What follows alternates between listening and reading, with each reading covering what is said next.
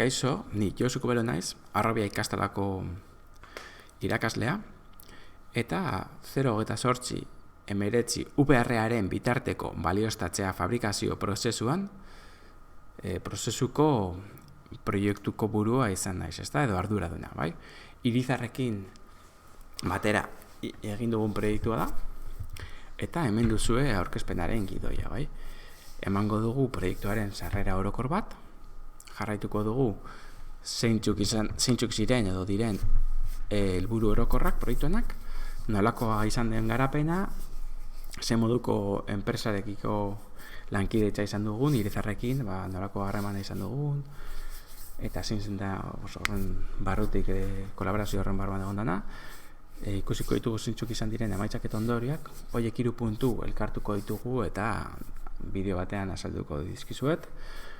Eta, komentatuko dugu zeintzuk diren eskuratutako ezagutzak eta beste FP ikastetxeen artean zenolako transferentzia egiten dugun, bai. Azkenik, nire harremanetarako informazioa izango duzue, edozen gauzarako nirekin harremanetan jartzeko eta proiektuari etekina ateratzeko, ezta? Izatez bideo hau bada transferentzia puntu bat. Bale, apur bat hori testuingurua jakiteko, proiektu hau sortutu zitzaigun, teknikako beste erramaita batekin, tekagunearen bitartez, bai? Azkenean, tekagunearen bitartez, irizarrekin harremana izatea lortu genuen, eta zeintzuk izan zitezkeen kolaborazio puntuak aztertuz, irizarrek kontatu zigun 4.0 eraldatze prozesu digital batean murgiluta daudela. Eta VR-aren erabilpena, printzipioz, ez daukatela barneratuta, ezta? Hor ikusi genuen gu aukera bat VR-a erabilita, beraien prozesuetan eta beraien munduan sartzeko aukera, ezta? Azkenean, bueltak eman da, ideiak gara pentsatzen dela, ikusi genuen, beraien preprodukzio fase batean, VR-a oso interesgarria izan daitekela, ezta? Komentatuko dugu gero helburuetan. Eta azkenik, hori buruan izan da, proposatu genuen proiektua eta garatu dugu proiektua, Harrobia eta Irizarren artean. Orduan, hemen, helburu horokei buruz hitz egiterako orduan, 3 agente ditugu, ezta? Alde batetik Irizar dago, Harrobia dago eta teknika dago. Irizar enpresa pribatua bezala, beraiek zen nahi dute, azkenean tresna erabilgarri bat izatea, beraien autobusen prototipoen balidaziorako, ezta? Orduan, orain arte, Irizarrek autobus berri bat egin nahi baldin badu, edo dauzkaten autobusei eraldaketa batzuk egin nahi bat dizkiete, noski, 3D prototipo hori garatzen dute, baina pantailan baino ezin dut zuten ikusi, ezta? Hori, fizikoki validazio bat izateko, 3D imprimatu behar zuten, edo kristo maketa bat egin behar zuten, ezta, 2 metroetako maketa bat egin behar zuten, hori validatzeko, ezta? Orduan horrek, inpaktu bat dauka, bai denboran, maketa ez da 10 segundutan egiten, eta bai ekonomikoki, maketa bat egitea koste edo ekonomikoki garestia da, eta bestaldetik, lotzen baldin badugu ekologiarekin, azkenean maketak garatu, hainbat maketa egiteak, material eta azkenean hondakinak sortzen ditu, ezta? Orduan, hori guztia hobetzen du VR-arekin validazioa egin eskero. Ez hori bakarrik, azkenean 2 metrotako maketa batek ez dauka benetazko autobus baten tamaina.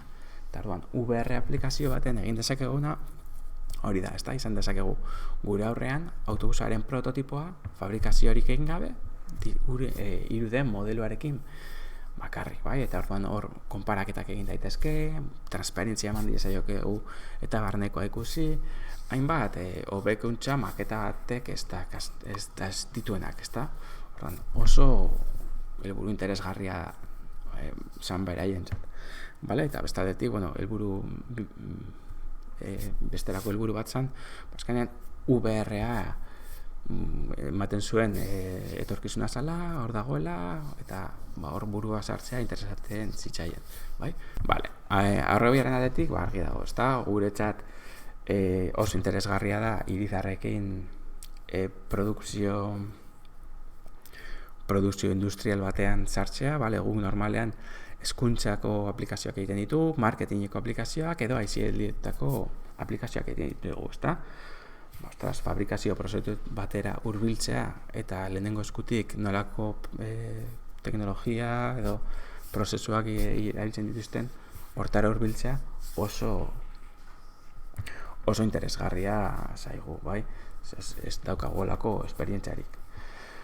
Bai, orduan azkenean ikasleei, hori guk jasotzen dugun esperientzi guzti hau, beraiei ere transferitu dizaiokegu, ezta?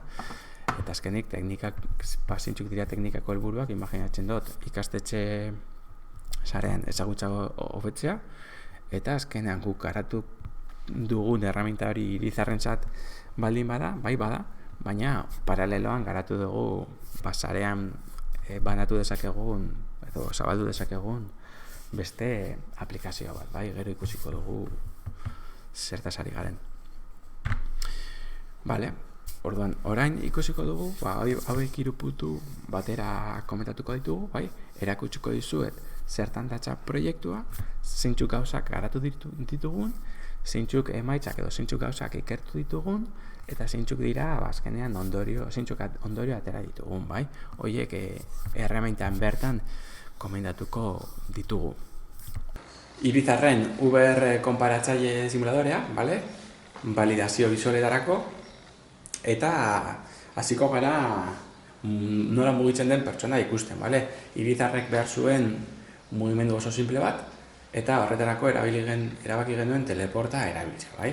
Teleporta borobilarekin borobila sakatuz gero, ateratzen da irraitu hori, eta hor ikusten duzu nora teletransportatzen zaren, bale? Hori erabakia, gero badago aukera bai, aurrera eskumatara, espazio mugimendu fisikoa egitea, oinez, adibidez, hurbildu autobusera eta begiratu faroa. Hori da, bai, horan ikusteko aukera daukazu, detaileak eta modu natural batean, hori danak ulertzen duten mugimendu hau, bai? Irizarreko langileek oso erraz egokitu ziren mugimendu honetara. Bale, ikusiko dugu nola dabilen menua. Bai?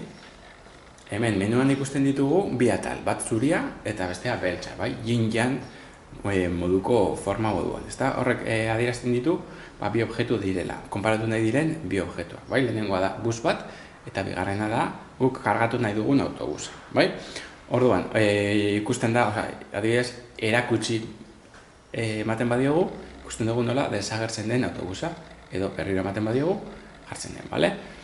Orduan, izatez, Irizarrek nahi duena da, beraiek produkzioan daukaten I6 edo I8 ez dakitzen modelo dan, produkzioan daukaten autobusa hori, daukaten beste prototipoekin konparatzea, bai? Eta orduan, estetikoki, ondo da bien, ez da bien ondo, edo zeintzuk gauzak hobetu behar dituzten, gogok dituzten, edo ez, tamaino naturalean, eta maketa edo prototipoa fizikoki egin beharrean, bale? Hori da erresten duena horrean. Hortarako, modeluak botoiari zakatzen ematen diogu, berriztu ematen diotugu, eta orduan, hor, denbora errealean, direktore baten ditugu modeloak kargatzen dira, bai? Ematen badiozu, okeratzen baduzu, daukagun objektu bakarra, bai, ezin ditugu Irizarrek prototipoak ezin ditugu bideo batean erakutsiz beraien pribatasunagaitik, bale? Produkzioan ez dagoen ezer ezin daiteke atera, Irizar oso jeloskor da gauza hauekin, guk akordio bat zinatu dugu, baina honetxe erabiltzen dugun da hori referentzia ez, ardatzak, X y Z ardatzak hor erakusten dira, bai, hori referentzia moduan da kubo bat metro kubiko batena, tamaina duna, borobila esfera da Y, karratua da X eta tilindroa da Z. Bale, orduan, importazioa egiterako orduan, hori erreferentziaz hartuta, hori aske daukagu guk, foratu dezakezue, eta horren moduko bat hori referentzi izan da, zuen modeloak esportatu dezakezue, edo importatu ditzazkezue, depende ze ikusten duzuen. Bale, jarretuko dugu menua ikusten. Bai, ikusten dugu orain, menuan, aukera daukagula, ditugula pelotatxo batzuk koloretunak, ez? Horiek dira, objektu bat edo besteari kolorea aldatzeko, bai? Orduan ematen badiogu adibidez, hori, ikusten dugu nora autobusa zuriz jartzen da, bai? Urdina, grisa, eta oso interesgarria da beltza eta transparentea, bai? Irizarren jakin nahi dute barruko piezak nola geratzen diren, eta zein da barruko komponenteko kapena, eta horretarako asko laguntzen du material honek, bai? Tamaina errealean ikustea, gurpilen adibidez kokapena edo ejeak ez dakiz zer, esan zidaten, berai asko laguntzen die, bai? Eta berdina gertatzen da, kargatzen dugun beste objektuarekin, bai? Kolore aldatu dia zaiokegu, bigarren objektu horri, bai? Transparenti bihurtu eta dana. Bale? Gero, hemen normalak esportatxerak orduan hor trukito bat dago, hori off-topic komentatuko dugu, Bale? Orain, Irizarrek beste behar batzuk zituen, bai, ikusi nahi zuen, bere autobusen estetika nola zebilen depende zein ingurumenen, bai? Hemen ikusten dugu showroom bat, baina badago ingurumena aukeratzeko aukera, bai? 4 ingurumen ezberdin egin genituen, bata da showrooma eta autopista bat, badago? Bai? Orduan, nola ikusten daukagu, bai? Bai, hor, sin más, bale? Non dago bestea? Hala, oso ondo. Bale, ondo. Jarraituko dugu ingurumen guztiak ikusten. Horrengo da, ingurumen natural batean. Eta, adibidez, honetan, aldentze pasara asko.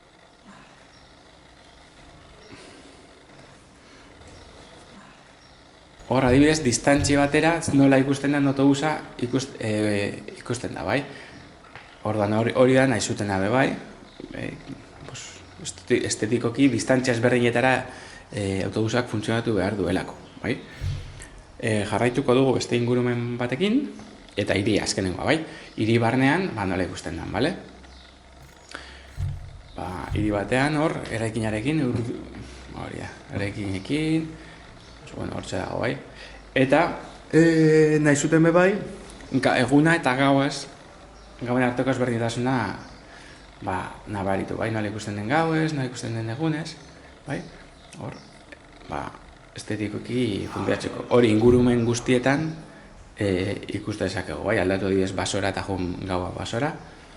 Showroomak berdin du showrooman egunez zein gaua, baina beste guztietan hor dago, bai? Izatez, hori da. Behin ikusita Irizarren aplikazioaren nondik norakoak, ikusiko dugu azkenean Euskadiko lanbide heziketako ikastetxeen sarera zenolako transferentzia egin dugun, bai? Edo egiten dugun, azkenean ze ikertu den proiektu honetan eta zeintzuk dira eskuratutako ezagutxak, bai? Lehenik eta behin komentatzea proiektuan zehar sortutako dokumentazio guztia, bai dokumentazioa eta baita komentatuko dugun VR aplikazioa zein bere iturburuko dea, eskugarri egongo dela arrobia.eus proiektuak atalaren web orrialdearen barruan, bai? Orduan, apur bat ikusita ze ikertu den proiektuan, hainbat gauza izan dira, hasi ginen orduan, VR fabrikazio konparaketa software bat egin aurretik, ikurtu nahi izan genuen zeintzuk aukera zeuden merkatuan, bai? Euskal Herria mailan, bai estatu mailan edo bai nazioarteko mailan, bai? Eta hori informea badago hori datxita, nahiko utxunetxuak bazeudela eta gurea oso interesgarria izan zitekeela ikusi genuen, ez geundela zerbait hori guztiz guztiz zabalduta dagoen zerbait zela, horren basokala zentzua, vamos. Gero jarraitu genuen, azkenean Irizarrek egiten du lan STP edo formato vektorial bateken beraien fabrikazio moduluetarako, ez da, azkenean 3D objektuak definitzeko, formato vektorial bat erabiltzen dute, eta Unityk edo guk ordea erabiltzen duguna da poligonala, bai? Orduan, eraldaketa prozesu hori egiteko softwareak eta algoritmoak ikertu genituen. Azken finean, saiatu ginen gainera horre izan genuen ikerkuntza puntu bat non helburua ez genuen lortu, nahi genuen software askea, inongo gainera hori doakoa den software batekin egitea, eta ez genuen lortu, bai Blender eta beste erabilta batzuk FreeCAD eta bar erabilita, baz genuen lortu azkenean poligonoen eta jerarkiaren murrizketa automatikorik lortzerik. Zeske piezak oso handiak ziren, gauza asko zituzten barruan eta ezinezkoa burutu zitzaigun ordea, eta bai industriako beste enpresa bat eginda, PIXZ softwarea erabiltzea erabaki dugu, bai? 7 egunetako froga daukate, eta software horrek jerarkiak murrizten du eta poligono txukunak usten ditu eta nahiko murriztutak. Orduan, OBJ sortzen duen OBJ oso erabilgarria da. Egia da, Irizarrek beraien softwareak erabiltzen dituztela eta beraien diseinatzaileek badaukete modua OBJ-an esportatzen eta beraiek badakite piezan horien murrizketa beraiek abuz egiten. Egia da, azkenean, edo beraien aldean, edo gure aldean, lankarga bat zegoela pieza horiek prestatzeko, ezta? OBJ egoki batera prestatzeko. Azkenean gure dependentzia ez izateko gugan, guk lan hori ez egiteko, sortu genuen ejekutablean, aukera enkaliente edo ejekuzio baten erdian, OBJ edo geometriak sartzeko aukera edo komponentea burutu genuen, bai, programatu genuen, integratu genuen erraminta barrun. Orduan, horrek, gainera hori da, inoiz egin ez nuen zerbait, edo ez dugun zerbait izan dela, jokuetan erabil daitekeena, eta oso interesgarria sortatu zaiguna, bai. Hori software barruan daukazue, kodigo fuente hortze dago, iturburuko daukazue, ikusteko, bai. Eta hori da, azkenean, Irizarrek egin behar duena da, beraien nahi duten OBJ hori sortu, eta direktorio batean utzi, eta zuzenean, ejekutablean, hor, direktorio hori irakurriko da, eta OBJ hori kargatzeko aukera izango dute. Bai, egia da, pendiente daukagula materialen kudeaketa, bai. Azkenean, materialak, OBJ-ak dituen materialak, hasiera batean nahi zutenez, kolore aldaketa izan, estetikoki kolore ezberdinak frogatzeko, behartzen gaituela objektu guztiak material berdina izatea. Bai? Eta hori konpondu gabe dago, importatzen baldin badute objektu bat, autobus bat edo imaginatu autobus oso bat, kristalduna eta txapaduna eta plastikoduna eta gurpitan gomaduna, horiek azkenean materia ezberdinak dira eta guk zapaldu egiten ditugu eta kolore aldaketarako transparentea sortu edo beste kolore bat sortzeko, azkenean beste kolore bat aukeratzeko botoia sakatuz gero, horiek zapaltu egiten dira, bai. Orduan hor badago, azkenean egia da COVID dela eta azkenengo frogak bai beraien aldetik imaginatu dezakezu zein dan beraien fabrikazioaren egoeren, zelako etena izan duten eta zelako impactua izan duen beraiengan. Eta gure egan bai, nik ez ditut edo guk ez ditugu VR betarrekoak, sensoreak etxean, eta epe batez ikastolara ginen etorri, bai. Orduan hor dago, hori izan daiteke pendiente dagoen zerbait, ezta materialen kudeaketa edo material ezberdinetako OBJ-ak importatzea edo eta material horietan apurtxo bat lan egitea. Baina, momentuz, piezak, erabiltzen frogatu dituzten piezak dira material bakarrekoak. Así que ondorioak ez dira aldatu. Eta, komentatu dugu bai, oso interesgarria zala VR-aren erabilpena VR-era edo bideojokoetara ohituta ez dagoen norbaitentzat, ezta Irizarreko langileek edo Irizarreko ez dakize zuzendariek ez dauka inongo esperientziarik VR-aren barruan eta ez dauka inongo esperientziarik bideojokoen munduan, eta orduan user experience-an oso garrantzitsua zen, hori esperientziarik gabeko pertsona horiek erabili ahal izateko, ezta? Eta orduan mugimendua eta menu aldetik nahiko oso erabilgarriak direla uste dugu eta oso simpleak, eta hori da, nik uste dut, beste punto fuerte bat ikertu duguna eta ondo atera dana, ezta? Eta bueno, komentatu dizuet, azkenean garatu dugu irizarren simuladorea beraientzat beraiek erabiltzeko, beraiei egokitutako zerbait, eta paraleloki guk edatu eta zabaldu dugun beste proiektu bat garatu dugu, orain ikusiko duguna, azkenean da edozein lanbide heziketako zikloan erabili daitekena, mekanizado ziklo batek, beraien egin nahi duten pieza bat inprimatzea horretik VR-an balidatzeko aukera daukatela, ezta? Eta konparatzeko aurrez aurretik zeukaten piezarekin. Horren hori oso interesgarria da, hori erraminta ejekutablea izango du edonork eskugarri, eta baita iturburu kodea ere, ezta? Hor barruan sartzeko gogorik duen norbait ikasteko eta ikusteko aukera izango du. Irizarren aplikazioaz gain, sortu dugu teknikako sarean partekatzeko proiektua, bi objektu konparatzeko. Orduan hau bakarrik lokalizazio bakarra dauka, ikusten duzuen showroom hau, bi peanita daude, bi objektuak kokatzeko, eta menua bestean bezala bi objektu ditu, bata zuria eta bestea beltza, yin-yang moduko forma horretan, eta gertatzen den orain lehenengo modeloa izan daitekeela dinamikoa, ez? Orduan, hor barruan aukeratzen dugun objektu bat adibidez hori, taladrador hori, eta bestean, adibidez, hori da, adibidez aldatu diezaiokegu kolorea, burdina bat eta bestea beltza, eta, hori da, bi objektu OBJ konparatzeko aukera ematen digun tresna. Mugitzeko aukera badaukagu teleporta erabilita, hurbiletik ikusi dezakegu, fizikoki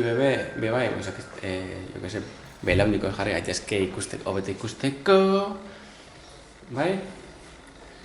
eta hori da, oso honek edozein arlotan bi modeloen konparaketak VR-an egiteko aukera ematen digun tresna da, dinamakioki modeloak kargatu ditzaskegu, eta Unityn ezer zabaldu gabe.